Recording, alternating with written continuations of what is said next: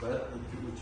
Assalomu alaykum, hurmatli mehmonlar va tadbirkorlar. Bugungi ishlar asosida o'tkazilayotgan uchrashuvimizda asosiy yig'ilishimizni asosiy maqsad tadbirkorlar va fuqarolarning murojaatlarini o'rganib, ularda muammolarni shu joyimizda hal qilib qo'shimcha ish o'rni yaratish asosiy maqsad. Shu sababli sizlar bilan birga yig'ilib turibmiz. Kimda qanday savol bo'lsa, kredit, boshqa muammolar bo'ladigan bo'lsa, bemalol aytsalar, shu yerda yechimini o'ylab topishga, izlashga harakat qilamiz. Assalomu alaykum.